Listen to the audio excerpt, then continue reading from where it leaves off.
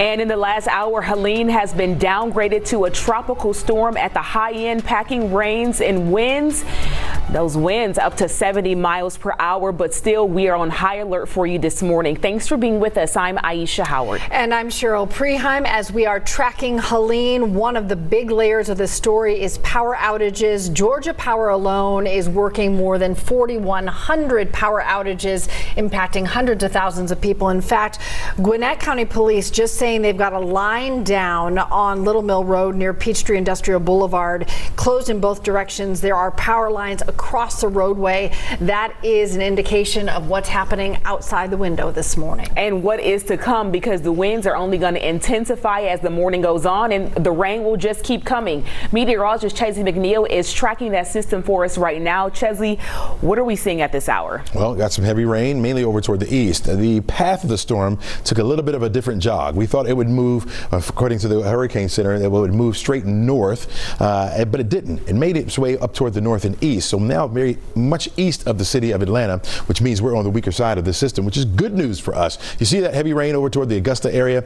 That's ahead of the center of circulation, and that center of circulation is starting to weaken a lot. Probably has winds down to about 60 miles per hour at this particular point. We'll get another update from the Hurricane Center around the 8 o'clock hour, but that storm is continuing to push further off the north, now starting to take more of a northerly jog, so the center of circulation will likely move through the Athens area instead of over toward the Atlanta metro area. Heavy rain continues to be the case for us, but the heaviest over toward the east, and that's where the greater impacts are right now, where winds have been up to about 70 miles per hour, as you said, around that center of circulation. So here you have your heavy rain that's pushing further in to parts of South Carolina. You see Elberton over toward Cannon. We have moderate pockets of it around, even over toward the metro area as well, just moderately seeing some rain that's coming down. Of course, we've had a lot of rain. That continues to be the case, and we could see anywhere from 4 to maybe 6 inches of additional rainfall as we head through the rest of the morning. Your severe weather has been mainly on the east side of that center of circulation, which is right there. That's where your tornado warnings are popping up. We just have the rain in place, not even lightning strikes so far, which is good news for us.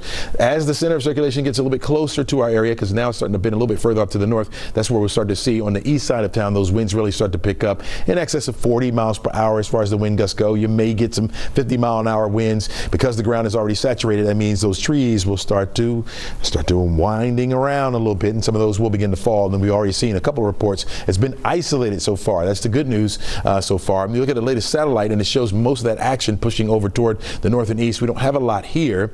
Again, that's the good news, a good sign for us, and expecting maybe that rain to start to wrap up by the time we get to the 8 o'clock hour, 9 o'clock hour. Allow that to be going to be on.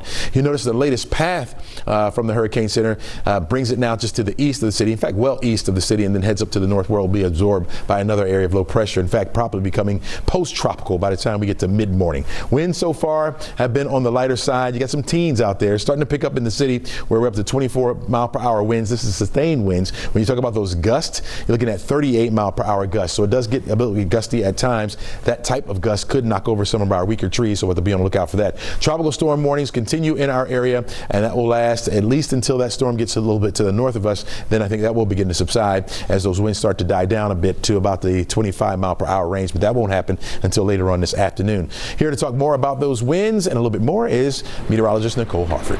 Thanks, Chesley. Yes, the winds out here have definitely increased over the course of the last couple hours. They're not sustained, very breezy, but they're breezy enough at this point to lead to a little bit of a slant in the raindrops coming down. It's the gusts that are really what we're watching out for. Every so often we'll get a much stronger gust up to 30, even close to 35 miles per hour, and we'll continue to watch that expand across the area through the next couple of hours. Now, the strongest winds will likely stay east of the metro area, closer to Athens. That's where we could see some stronger gusts through 7, 8 o'clock this morning. Those wind gusts will be the highest off towards the east. So the further west you go towards the Alabama border, the lower your wind gusts will be. But even with wind speeds of only 25, 30 mile per hour gusts, that is still enough to lead to those downed trees, because of how saturated the ground is. Winds will stay breezy even into the afternoon. The worst of the winds will be out of here by about 9 or 10 o'clock this morning,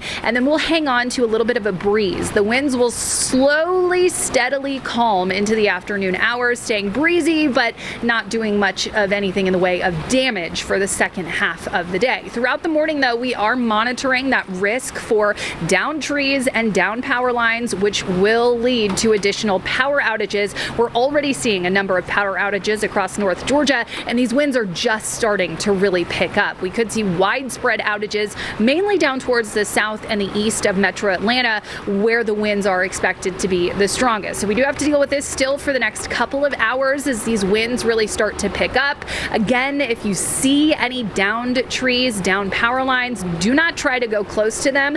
We will continue to watch this throughout the morning. In addition to the trees, the power lines that you need to look out for, there may just be debris in the roadway, which is another layer to the risk if you do have to get out on the roads this morning. The flood threat, the winds picking up, which will lead to debris and downed trees and power lines. Crash, a lot to look out for on the roads this morning. Absolutely. Plenty to look out for, and that's what we're doing right now. We're looking out for trouble in Cobb County. You got to look off to the left of the screen there. You can see kind of like a blob of lights. You see that one car that's got flashers on, but we've had multiple wrecks. This is 75 northbound. Right as you're approaching Delk Road, we did have trouble on 75 south. That's been reopened. The express lanes are open, so good news if you're heading into town, but watch out if you're heading northbound. Now you can get a better picture. You can see a lot of those flashing lights. Multiple lanes are blocked. This is northbound 75 as you're approaching Delk Road. So plenty of brake lights starting to accrue as you make your way up into Marietta, and you know you've got your best alternate right there is Highway 41 Cobb Parkway. Still dealing with all lanes shut down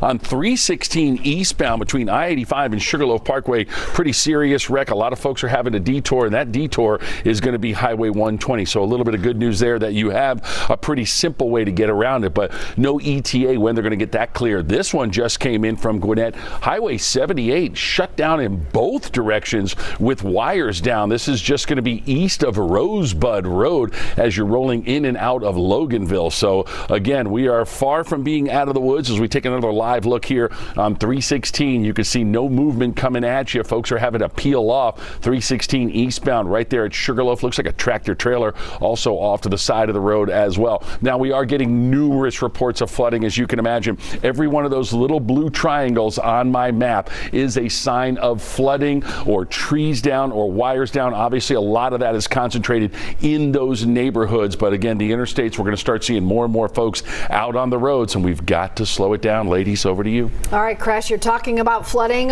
One of those areas is Nancy Creek. And it has been widespread. Nancy Creek covers a lot of ground across Atlanta and Sandy Springs. That's where we find Liza Lucas, just giving us a greater pulled out perspective of how much water has collected there. Liza, good morning. Good morning. And you know what, guys? I actually have some good news, because if you were with us overnight here on Reckenbach Way, well, this was covered in water. In fact, now we just have some ponding on the road. To give you a little perspective, about 2 a.m. overnight, the water was up to the top of this mailbox right here. So that's what, like 2.5, 3 feet. So we're seeing some receding, which is great news for these homeowners. It's really hard to see how much damage might be on these homes right now because it is so dark. I did talk with a homeowner just a second ago. She said she's okay. She's letting her dog out. So we might be able to speak with some more homeowners in the next few hours as the light comes up. But this is a huge change from what we were dealing with overnight when we were showing you pictures of the rushing water off of Nancy Creek. And this is a good sign. Of course, now we've got more rain coming down again. We'll have to watch and see if the creek beds kind of overflows up into the roadway, but we couldn't drive through this overnight. Now we're easily able to walk it. So we are very surprised, pleasantly surprised to bring you that development. There's still some water sitting in people's front yards, but so far this is good news. We're going to continue to monitor the situation, but didn't expect to see this when we came over compared to what we saw overnight. So Cheryl and Aisha, glad to report the water here has receded some. We'll see if it holds. Sending it back to you. All right, Liza, thanks for that perspective. It actually happened pretty fast, so hopefully we continue to see that throughout the day because we have a lot of water collecting on our roadways. Bobeth Yates watching that for us from the Thunder Truck. How's it looking out there, Bobeth? Well, ladies, since we last spoke, we through a couple phases where the rain came down very, very heavy and then not at all. Let me take you to a look on the actual roadway. You can see for yourself. Right now, back to a light drizzle as we head east towards Athens on 316.